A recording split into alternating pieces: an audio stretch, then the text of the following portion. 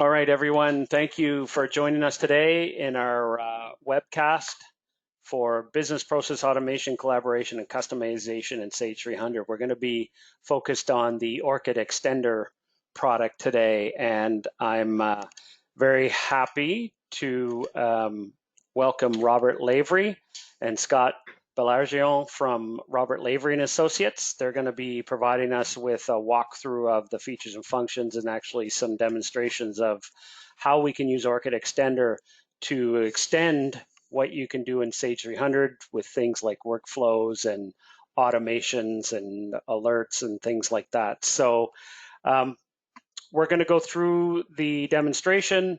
And if you have any questions, please put it in the chat and we'll answer at the end because I am recording this session so we can share it out later. So with that, I'll hand it over to you, Rob. So here comes the baton. There you go. Right, perfect. Thank you so much, Will. And good day, everyone. Thank you for taking the time to review Orchid Extender with us. We're very excited about this product. It's been launched into the Sage 300 market now for about 4 years, and it truly has revolutionized the way people look at Sage 300 as a business management solution, and also as a way for you to customize Sage 300 without actually writing custom code the way you would traditionally do that, which would entail having to update that custom code every time you upgrade Sage 300. I've put an overall view of Extender in a PowerPoint slide just to give us a little bit of a framework for how Extender has been developed from within the Sage 300 environment. And we're also going to show you how this works, but just to give you a sort of a snapshot of what we're doing with Extender. Within Sage 300, of course, you've got your SQL database where all the data is stored. And then you have a layer that we call views, which is the business logic within Sage 300. And then View Extender, or Extender as we call it now, has been built within the Sage 300 environment to allow you to do some basic configuration for things like email alerts, audit logging, creating Orchid notes, or running programs. But then we've extended that up to the user interface level, where whether you're using a classic Windows screen or the new web screens in Sage 300, you're able to customize those screens. You can also customize the business logic, and it doesn't impact the way that you run Sage 300 day to day or when you upgrade between versions. And so the ability for you to be able to tailor Sage 300 more closely to the way you do business, rather than the traditional approach of when you buy off-the-shelf software, you have to match your processes to the way the software works. Well, we've been able to invert that to say now you can take your processes and mold or shape Sage 300 to the way you want to do business. So as an example of that, what I wanted to start off with was the ability for you to create field level security around Sage 300 screens. So as an example, we want to look at a credit limit. This is typically sensitive information that has an impact on your ability to sell and collect from your customers if you're a for-profit organization. It may also apply to nonprofits for tracking what people are actually giving and how much people can enter on any particular field. So with this particular configuration using Extender, what we've done is we've linked this field to audit logging. So when I make a change to the credit limit, it's going to record that change in an audit log table.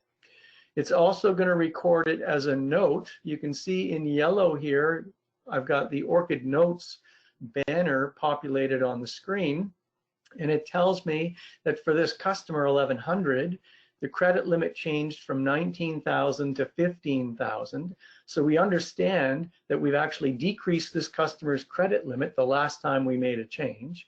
The change was made by the admin user, who I am logged into Sage 300 as, and that change was done on May the 14th at 15:23 in the afternoon. So by having the last note appear, I can see who changed it and what it changed from and to. We've also logged that as a change in the database, and I can see that as a note within Sage 300. So what I'm going to do is I'm going to say, well, maybe it's time we increase their credit limit, let's say up to 25,000. And when I try to tab through that field and save it, I get an error message saying that the maximum credit limit that I'm allowed to enter for this customer is actually $20,000. So this is one of the ways we can use Extender to add additional business logic to Sage 300. We're using a standard screen, but what we've done is we've created the ability for you to be able to track when somebody's making a change to a field record and putting a parameter around what a valid entry into that field is. Typically with Sage 300 in the past, we either had to hide that field or restrict it entirely. Now we can still provide access to the field, but we can limit what a valid entry into that field is. So now if I say, well, let me put in $20,000 then, when I tab through the field, I'm able to save the record, and it sends out an email to notify the controller that that record has been changed.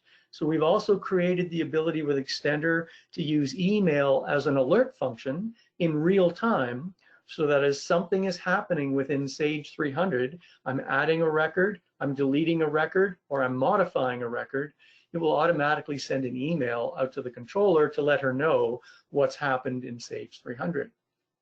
Now, when I refresh the screen, you'll see that now the note has updated as well, saying that the credit limit has changed from 15,000 to 20,000. It was done by me, the admin user, and that was done on June the 6th, 2020 at 12:10 Eastern Time.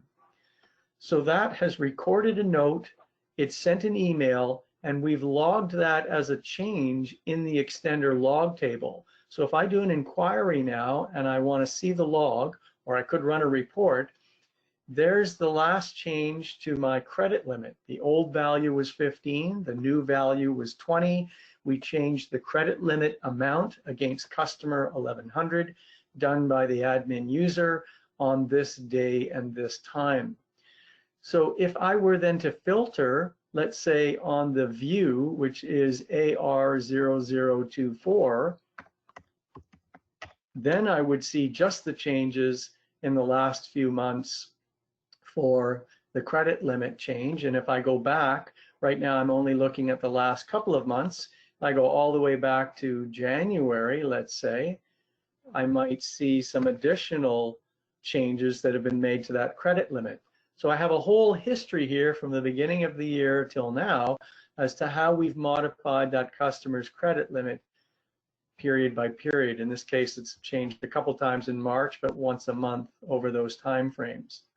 So those are just some very simple ways that we can utilize Extender as the configuration of an event type within Sage 300. So we can log a change, as we just showed. We could run a program. So for instance, I could automatically run an export of data to Excel. I could send an email, and you saw the message coming up for SMTP, and I modified or created a new note within Orchid Notes that now displays on that screen every time I go to the customer screen. So the next thing we want to show you is how you would utilize the workflow templates that are part of the Extender configurator as well. Because in addition to being able to do alerts, log changes, and create notes, we've also added a new capability to build workflow steps where you can acknowledge or approve transactions at a batch level or master file changes within Sage 300.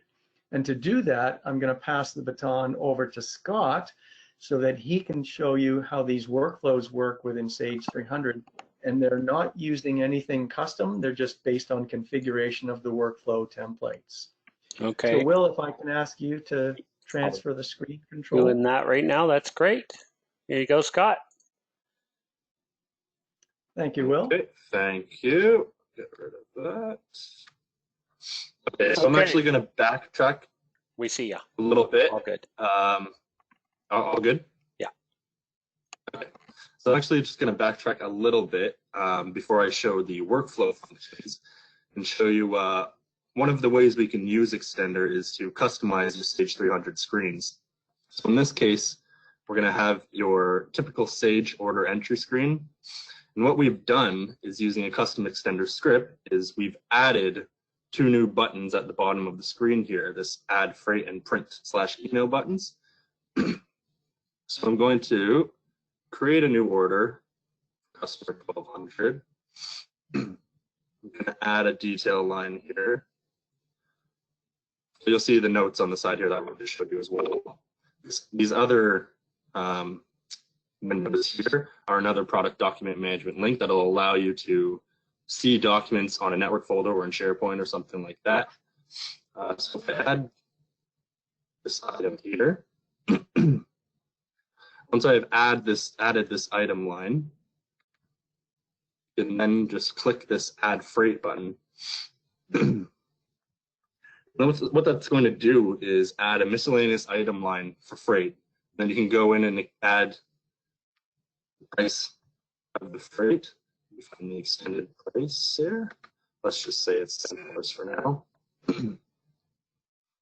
And then you can post. And once you've posted, you can then see that. So once it's posted, you can then click this print/email button. And what that's going to do is save the order as a PDF and send that PDF to the customer. And that PDF is going to be saved into a folder that actually we have linked with this document management link application here. Just a second, moving a little slowly. So we're going to get an error here. Because for demo purposes, I don't actually want the email to send or the document to print, so I have not configured my email and printer settings. So that's why we're going to see this SMT error here. I close that, and then I refresh this order. You will see that the PDF has been created down here, and it's stored in that subfolder. And it's not just the order entry screen that we can do this with. We've also added buttons onto the purchase order entry screen as well. And we can use similar custom scripts with Extender to do similar customizations to a multitude of other screens in your Sage 300 environment. You'll see these buttons down here. So what I'm going to do is switch over to a separate company, and that's where we'll show you the workflow functions.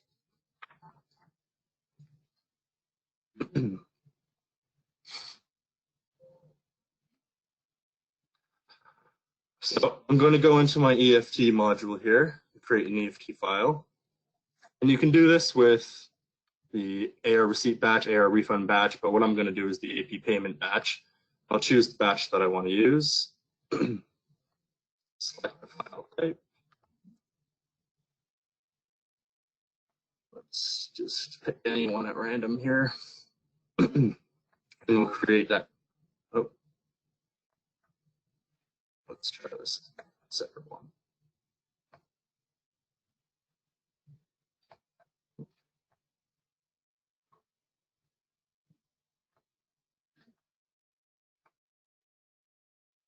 That wasn't supposed to happen. No.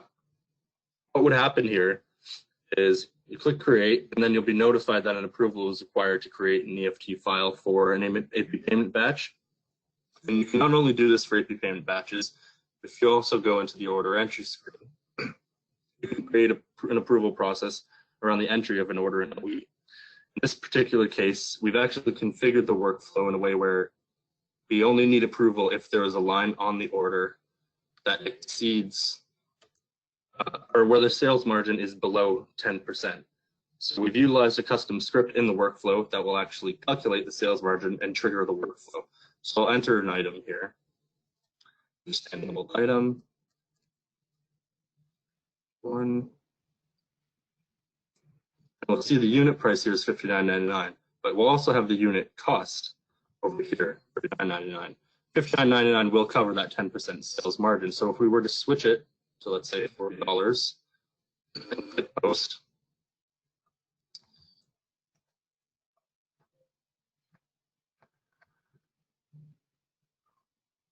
You'll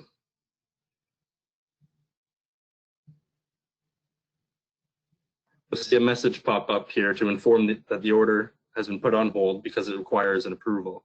And when I close the message, you can see that the order is now on hold, and that gives you a description here as to why it's on hold. To close that out, the workflow function isn't just used to create approvals around transactions, but you can also create some security around changes to your Sage 300 environment. For example, the creation of a new GL account. If I were to come in, let's say, add a new GL account, 1001-3, click add.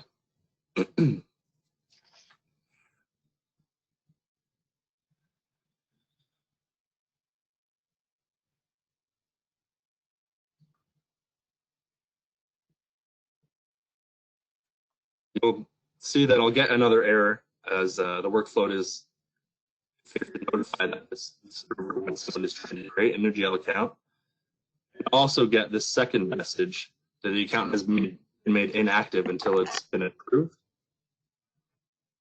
So once I close that, you'll see that the account has been made to inactive. If I were to try to manually activate it again, there is some security around that. So if I go to save it, it'll then let me know that there's a pending workflow. I'll have to go to the approval console to approve that. If I close that out, where you would go in and do your approvals is what we have this workflow console here. So an approving user will access the workflow console and can see all of the outstanding approvals related to them. As I'm logged in as the admin here, I'll have access to see all of the approval workflows that are in progress right now. But users will be restricted to seeing only ones that apply to them. So you'll see the two that I just created right here.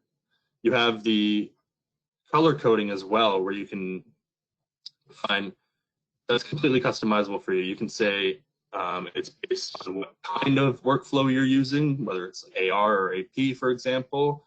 You can set it based on the status of the workflow. That's all customizable for you. You also have this drill down button. So if I were to want to drill down to the actual order, I would just drill down to the OE order, and then it would bring it up for me to review it if I needed to. There's also this reassign button here. So if you did need to reassign the order for approval for whatever reason, you have that option as well. What I'm going to do is just approve. This is customizable as well. It's in the workflow. So if you may want to force the approver to add a comment, you can do that as well. I'll just leave that and click OK.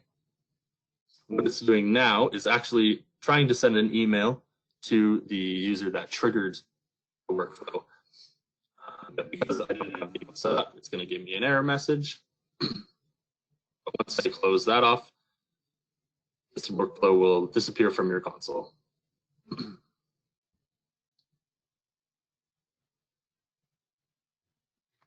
So now it's gone. And then I'll also do the same thing for the GL account. I'll click approve. Again, I can leave a comment if I would like to. I would just click OK.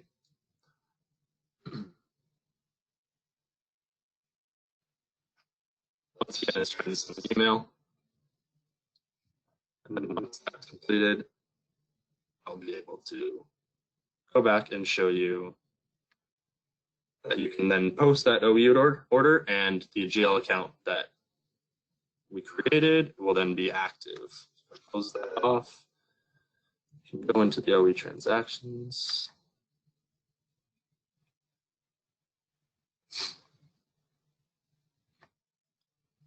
So this order that we just created here, we can now come in, post it, and it works no problem. Now that it's been approved. And this GL account that we created, and 1001-3, it's now been made inactive and can be used. So that's just a little snippet of what the workflow can do for you. If you have any questions, happy to answer. That's it for me. Unless you want to add anything, Rob? No, I think that's great. Folks, we just wanted to try to give you a brief overview of the way that you can customize Sage 300 without writing a lot of custom code within the logic. So you're not voiding the product warranty of Sage 300, but you're simply allowing the system to adapt more to your internal processes, any approvals, acknowledgements. So we like to say that it's making Sage 300 smarter, because now it can be looking for certain types of entries that need notification or audit approval or workflow acknowledgements.